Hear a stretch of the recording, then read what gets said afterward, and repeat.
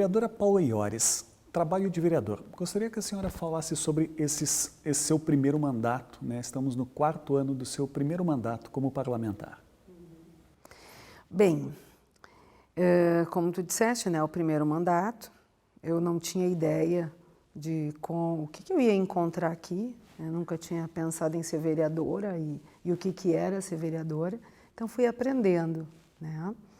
Assim como a importância que eu venho dando à política, né, é a importância que eu dou ao papel de estar vereadora, né, pela contribuição que a gente pode dar para a sociedade. Eu acho bem importante, Mauro, esse programa, né, esse momento, porque a gente tem a oportunidade de esclarecer para a população o que faz um vereador. Esse tema é sempre atual, porque o vereador sofre muitas críticas, né? Os políticos em geral sofrem muitas críticas. E eu sempre acho ruim quando a gente generaliza. Tudo que a gente generaliza na vida é injusto. E o vereador recebe muitas críticas. Então a gente ter a oportunidade de falar sobre isso, acho que é uma oportunidade de as pessoas saberem o que a gente faz. Então, na Câmara de Vereadores, né, a gente pode... o papel do vereador em si, ele legisla, ele fiscaliza, né, são os dois principais papéis de um vereador, e ele é um representante da comunidade, por isso que nós somos eleitos, né, o número de votos que a gente recebe, né, o conjunto de vereadores eleitos, é a representatividade da sociedade aqui, e daí a importância do parlamento, né? Porque o parlamento ele representa a comunidade, né? Somos perfis diferentes, então isso acho que é uma coisa importante das pessoas perceberem, né? Saberem.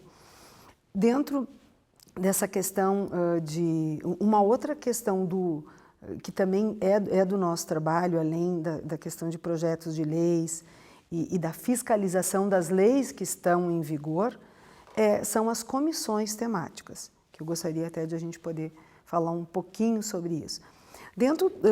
Até porque o meu mandato ele é bastante pautado pelo trabalho nas comissões, né? Eu percebo assim que nós temos um excesso de leis em Caxias, né? A gente anda ao redor de 9.000 leis e, infelizmente, muitas vezes o que é cobrado do vereador é o volume de leis.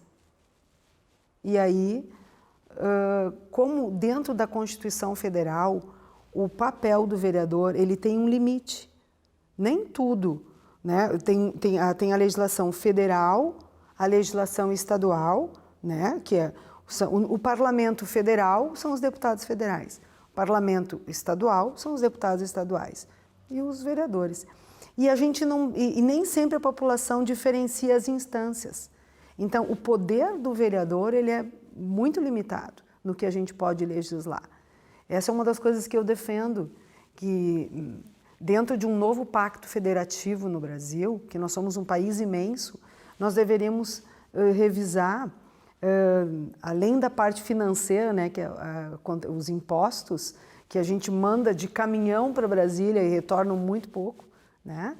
E a gente vive problemas sérios na nossa cidade e em todas as cidades, os municípios estão quebrados pela falta de recursos e não é por falta de pagamento de impostos.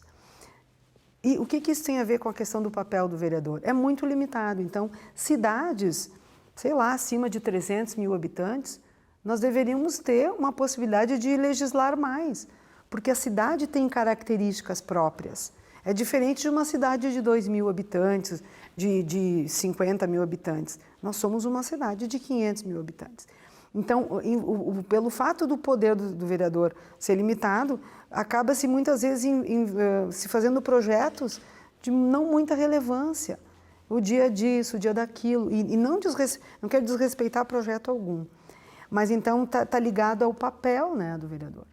Eu penso que um desafio importante para esta casa e para vereadores que talvez venham no próximo mandato seria, de fato, assim, a gente fazer uma grande revisão da legislação existente, né? O que a gente chama de consolidação das leis. Já tem um grupo de trabalho na Câmara, iniciou anos atrás, antes de eu ser vereadora, depois parou.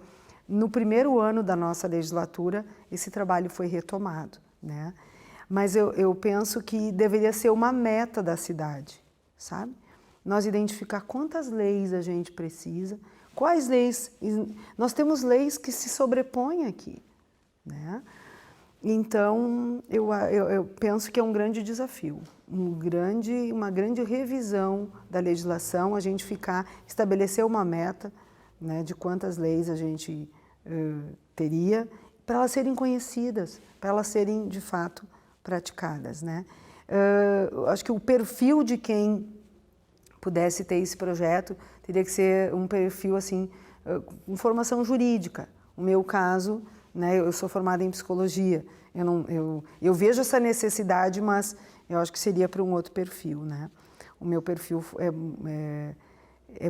eu fui, antes de ser vereadora, né, a minha atuação foi muito na gestão, né, na gestão da saúde, na gestão de empresas. A minha formação é nessa área e tanto que o meu trabalho, o meu mandato acaba sendo pautado mais por isso, né? Então, né, a questão então de legislar, de fiscalizar, que é fundamental, né, de representar a população. Eu destacaria muito também o trabalho das comissões, que eu vejo que ele é bastante desconhecido, né, da população. Nós temos na casa 11 comissões temáticas, né, todas, e nas comissões a gente tem a possibilidade de acolher e de trabalhar o dia a dia da população, né? Quando a gente fala de agricultura, quantos assuntos nós podemos tratar na Comissão de Agricultura? E aí acaba que tem um perfil de vereador que tem um viés mais para a agricultura, né? Eu vejo assim o tema como cooperativismo, né? Toda essa questão dos orgânicos. Recentemente eu propus um projeto, protocolei um projeto em relação à compostagem, né, do lixo orgânico. Então, é um tema rico, né, para a Comissão de Agricultura. A Comissão de Saúde e Meio Ambiente tem uma pauta vastíssima, né? Não é no sentido de executar, mas é no sentido de debater, acolher o que a população tem daquele... E a gente é procurado por isso. A Comissão de Educação, né? A Comissão a SEDUT, Desenvolvimento Urbano, Transporte e Habitação. É imenso, né, os assuntos que se tratam. Então, quando a gente está falando de transporte coletivo, quando a gente está falando de plano diretor, quando a gente está falando de habitação, todos esses temas cabem na SEDUT, né? E muito debate já se fez nessa casa, muita audiência pública. Eu tenho um formato que são reuniões de trabalho, que eu gosto. Às vezes, claro, a audiência pública é um instrumento próprio, né, onde tu traz as pessoas para o debate, mas eu também trabalhei em alguns momentos com reuniões de trabalho, que aí vem as pessoas envolvidas e a gente sai dali e o tema continua, né? Então, é bem importante, assim. Então, assim como existe lá em Brasília as comissões, né? A gente fala em CCJ, a gente fala, tem o grupo, como é que chama? O grupo da bala, é a Comissão de Segurança. São os parlamentares que mais se identificam com esse tema, né? Tem a Comissão do Boi, os parlamentares que se identificam com a agricultura. Nós aqui também temos, né? E esse é um trabalho muito bonito que a gente faz em equipe, né? Normalmente, em todas as comissões, então, tem um presidente, um dos vereadores é presidente, e tem um grupo de outros vereadores. A senhora preside a Comissão de Segurança. Fale um pouco sobre o trabalho, né, nesse próprio ano de 2020. Eu mesmo já acompanhei alguns trabalhos, mas gostaria que a senhora falasse sobre os trabalhos da Comissão de Segurança aqui da Câmara de Vereadores. Certo. Então, a Comissão de Segurança, originalmente, a Comissão de Direitos Humanos, Cidadania e Segurança era uma comissão que integrava os 3 temas, né? Quando eu entrei, pelo fato até de ter forte a bandeira da segurança pública, eu propus uma comissão temporária específica que chamava Comissão Temporária de Enfrentamento da Violência. E foram 2 anos dessa comissão, né? E depois, um dos projetos dessa comissão foi tornar a comissão permanente, visto a pauta de segurança, que tem sido, nos últimos anos, uma das pautas mais fortes, né, mais necessárias no país, né? Então, o trabalho da comissão, nós temos um planejamento estratégico da comissão, né? Esse planejamento ele está baseado em 4 pilares. O pilar da prevenção, o pilar da punição, da repressão e da ressocialização, né? E o que a gente faz basicamente? A gente tem reuniões semanais, né, da comissão, quinzenais, dependendo, e tem projetos em cada uma dessas áreas. O pilar, sem dúvida, de maior relevância é o pilar da prevenção, né? Então aí a gente fala de jovens na escola, de evitar a evasão escolar, de pensar que projetos a gente pode ter para que ele permaneça na escola. Recentemente, um dos projetos que a gente estava trabalhando e que agora deu uma parada com o Covid é sobre a aprendizagem profissional, né? Com um viés mais... a gente passou a reunir, o que a gente faz muito nas comissões é uma articulação, onde a gente integra diversas entidades, da academia, do empresariado, da escola, sabe? Os atores do processo para pensar projetos, né? Então, esse é um exemplo de um projeto que a gente estava bem encaminhado com ele, desenvolvendo um curso técnico com um viés mais tecnológico, para interessar mais o jovem, né? Atualizando de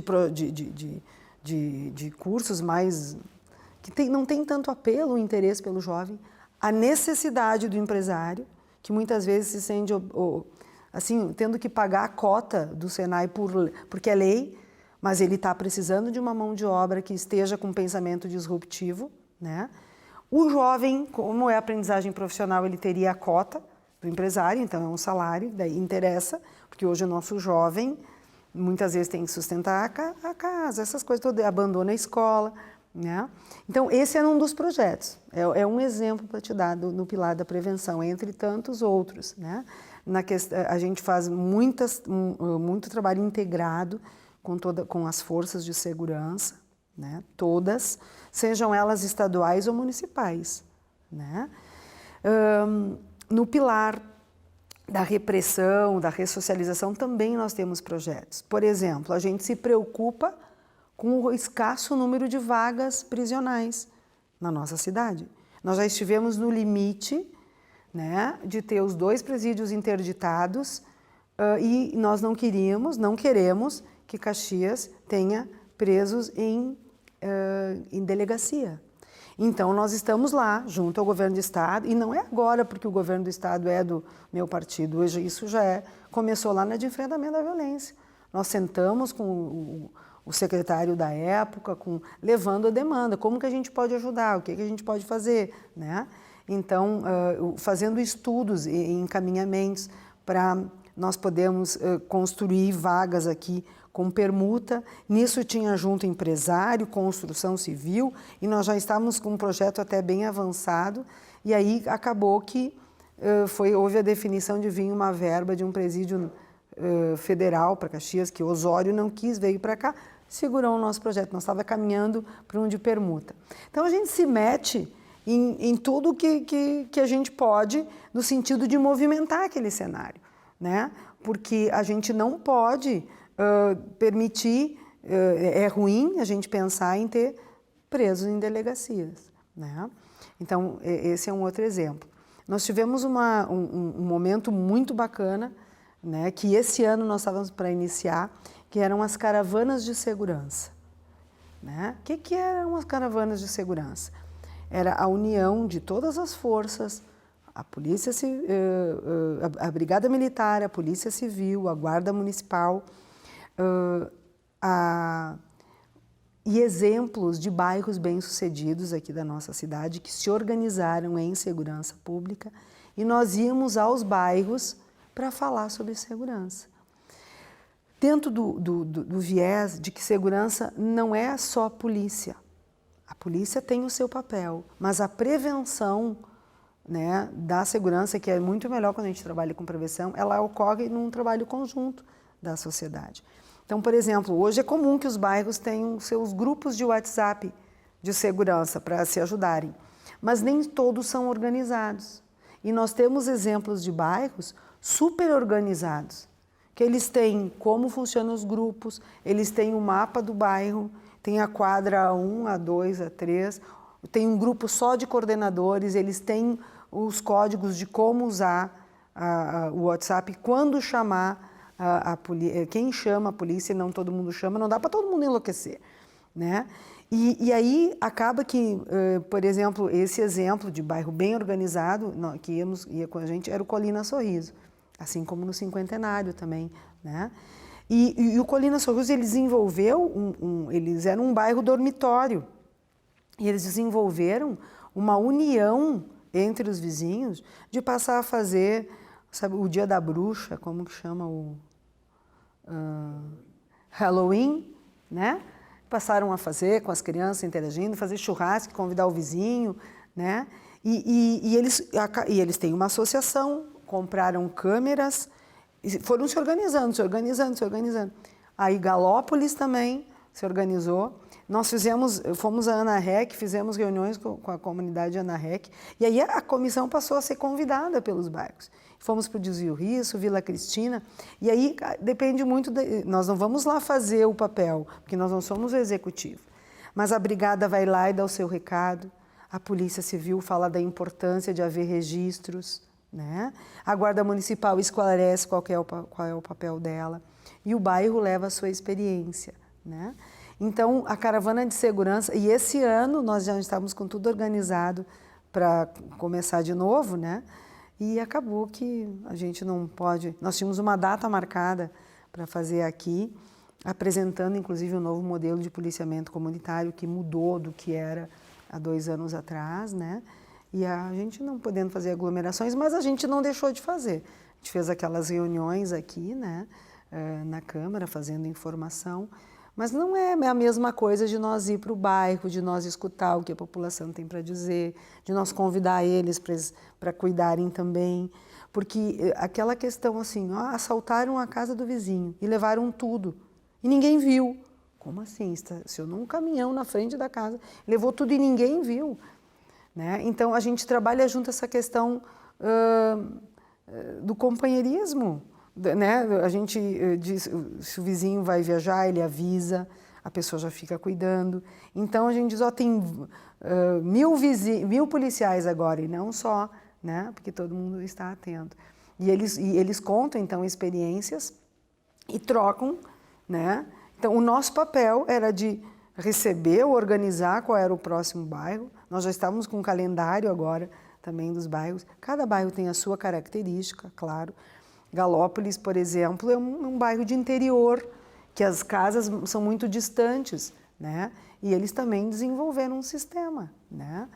Compraram câmeras conjuntamente, e é relato de cada comunidade que assim que eles se organizam, reduz a criminalidade naqueles lugares. Porque assim, o crime é organizado, né? E nós somos desorganizados. Se nós nos organizar, a gente... né? Pelo menos compete, né? A novidade que nós estamos acrescentando esse ano é a questão da segurança e cidadania. Justamente, nós tínhamos um grupo aqui da cidade, que é um grupo de voluntários, o Viva Cidade, que estava disposto a estar conosco nesse projeto para ir falar sobre o urbanismo, né? A habitação, a praça bem cuidada, a praça sendo ocupada pelos moradores, né? O lixo, não deixar a rua suja, que isso ajuda na segurança, né? Então, mas não deu para a gente avançar nesse aí, em razão desse nosso Covid. Vereadora, você participa também da Procuradoria Especial da Mulher. Fale para a gente sobre o seu trabalho. Na PEN, então, nós somos, né, 4 vereadoras nesta casa. Pelo que eu sei da história, o primeiro ano, primeira legislatura com 4 vereadoras, e nós temos a Procuradoria Especial da Mulher. É presidida pela vereadora Denise e somos mais nós três, a vereadora Tati, a vereadora Gladys e eu. Nós somos cada uma de um partido político, temos as nossas convicções, mas na causa da mulher nós estamos completamente alinhadas, né? A gente tanto acolhe demandas que chegam até nós de causas de violência, de necessidades, como a gente, junto com a Coordenadoria da Mulher, a gente tem buscado alternativas. Por exemplo, a gente sabe que muitas vezes a mulher vítima de violência falta uma independência financeira. Então a PEN se mobilizou e nós fomos para o Conselho da Mulher Empresária, na NASIC, nós estamos conseguindo uma rede para conseguir estudo e trabalho para essas mulheres. Uma ação que a gente está fazendo agora, nesse momento, existe a Sala Margarida, que é um programa do governo do estado na delegacia de polícia, né? Então, a Sala Margarida ela tem uma decoração acolhedora e nas delegacias de plantão de polícia. Porque as DEANs, que são as delegacias especializadas da mulher, elas funcionam em horário comercial. E o maior volume de violência contra a mulher, ele acontece à noite e nos finais de semana, quando a DEAN está fechada. Então vai para a delegacia de plantão. E aí tem a Sala Margarida na delegacia de plantão. E nesse momento nós estamos ajudando a decorar a Sala Margarida. Então a gente entrou em contato com a Sala de Arquitetos, elas fizeram o layout e nós estamos juntos com a OAB, que está nos ajudando, a OAB Mulher, nos ajudando a conseguir os móveis. Então, a gente se movimenta. Nós fizemos uma reunião online na sexta de tarde e a sala já está praticamente pronta, né? Mulherada. Então, o objetivo da PEN é exatamente nós trabalharmos na causa da mulher, que infelizmente a causa da violência contra a mulher é séria, né? A gente vê assim o índice de feminicídio assim sempre assustador. É um problema muito cultural, né? E a gente trabalha em relação a isso, a prevenção, a não deixar esse tema nunca esquecido. Vereadora, fale para a gente sobre projetos de lei, emendas, moções, requerimentos. Então, a gente acaba fazendo bastante indicações, né? Justamente pela limitação do papel do vereador. O meu último projeto agora protocolado foi esse da compostagem, que eu acho que ele é muito importante para a cidade. Estamos vivendo um problema de segregação de lixo gravíssima. A gente já foi exemplo no país, já recebemos prêmios e hoje a gente vê o nosso, né, não pode ir tudo para aterro. Então, o lixo orgânico, se tiver essa proposta da compostagem, a gente transforma em adubo orgânico. Então, esse é um projeto de lei que foi protocolado. Deixa eu ver também, indicações para o governo anterior foram inúmeras, né? Eu defendo muito forte a questão de mão de obra, de a gente usar a mão de obra prisional para projetos na nossa cidade, como capina, o embelezamento das calçadas, né? Hoje nós temos, a última vez que eu vi esse assunto, tinham 16 pessoas do semiaberto na Codeca. Nós poderíamos ter muito mais, né? E poderíamos estar consertando calçada. Então, uma recente indicação feita já para esse governo foi conserto de calçadas, corte de mato, porque um projeto de lei meu foi, antes nós podíamos ter o mato até 1,20 m, no máximo. E chegou muita demanda no meu gabinete, falando que de bandido escondido nesse 1,20 m, tu te esconde, né? Ou rouba coisas e joga ali, fica, né? Também o problema de rato, o problema de animais peçonhentos perto de casas onde tem o mato alto, porque as pessoas são multadas e não cortam, e aí teve uma moradora de uma determinada localidade que ela estava botando a casa dela à venda, porque ela não aguentava mais os bichos na casa dela pelo mato alto. Então a ideia foi, um projeto que já está aprovado, foi reduzir para 50%, 50 centímetros, né? E eu até disse, vamos disponibilizar, né? Vamos oferecer esse serviço para a comunidade. Num custo baixo, pode ser feito, a gente contrata a mão de obra prisional, com convênio, que é legítimo, através do Estado, eles recebem treinamentos, para roçada nem é tão complicado, mas para consertar calçadas, porque nós temos essa demanda na cidade, né? E pode oferecer isso através da Codeca. Então tem uma parte aí que é projeto de lei, que foi a questão da altura do mato, e tem outra que foi indicação, que é que a gente, ao invés de multar, né? Tu vai lá, tem a fiscalização, né? Vai lá e vê, a calçada não está consertada, o mato não cumpriu, não fez, né? Ao invés de multar, tu faz o serviço. A prefeitura, através, pode ser da Codeca, realiza o serviço e apresenta a conta para a pessoa. Então, nós estaríamos com a cidade limpa, as calçadas consertadas, num sistema todo sustentável. Com o pessoal do semiaberto, tem gente que continua no crime, e nós temos o semiaberto interditado em Caxias. Nós temos mais de 500 pessoas em casa. Então, não é nem semiaberto, é aberto. Se essas pessoas estiverem trabalhando, a gente tem uma chance maior de recuperar, de eles não voltarem para o crime. E nós também temos um custo mais barato desse serviço, né? E o serviço acontecendo. Então, foram alguns exemplos. Tem um decreto, que é da casa também, que é um selo que eu propus, o selo para a escola atenta ao bullying. Então, dentro do processo também, né, de prevenção da violência e também da prevenção do suicídio, que é um outro comitê que eu participo aqui na casa,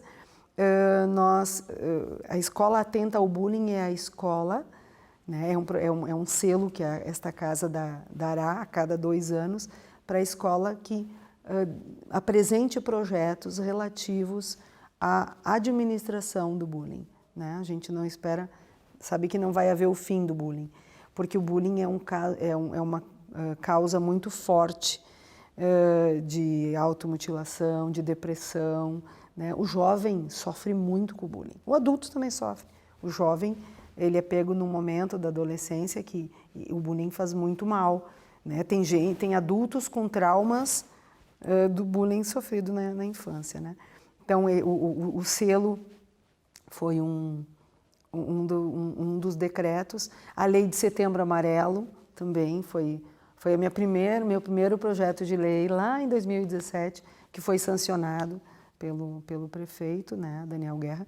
E pela sanção dessa lei, a gente iniciou, então, com o Comitê de Prevenção ao Suicídio, com a ideia de não trabalhar o suicídio só como campanha em setembro, mas ao longo de sempre. Hoje mesmo eu recebi no grupo do comitê, olha, tem uma pessoa em atendimento com ideias suicidas, precisamos de ajuda. Alguém pode, né, era aqui na Coordenadoria da Mulher, era uma mulher que veio buscar atendimento.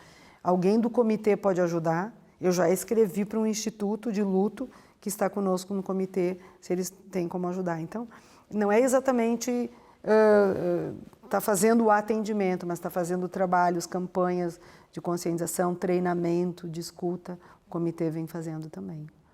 Vereadora, para nós finalizarmos, gostaria que a senhora deixasse uma mensagem para esse telespectador que está acompanhando a sua entrevista, então, no trabalho de vereador. Eu queria dizer para o telespectador que de tudo que eu vivo, assim, né, falando assim como Paula, vereadora, é o meu primeiro mandato, eu tenho 58 anos e estou há quase 4 na Câmara de Vereadores. Então, eu tenho muito mais tempo de vida fora daqui, em outras atividades, na atividade privada, e eu levo este mandato com a mesmíssima seriedade, responsabilidade, amor, dedicação que eu tive em todas as outras minhas funções. E o que mais dói na área pública é quando a gente é taxada, né, como todos os outros. E como eu disse no início, eu acho muito injusto quando a gente generaliza. A gente está sendo injusto e não é eficiente. Então, eu acho que cada pessoa, né, a gente não tem como agradar a todos, mas que cada pessoa, antes de julgar um político, porque os políticos são necessários, né, tem que avaliar o trabalho daquele político, tem que conhecer, porque a gente não vai erradicar. O sistema democrático prevê partidos políticos. Então, cada vez mais, nós temos que ter consciência de quem a gente escolhe para nos representar. porque todos os políticos que estão hoje ocupando os seus cargos, eles foram eleitos, né? E a população é que escolhe. Então, vamos compartilhar essa responsabilidade. Esse é o recado que eu deixaria, Mauro.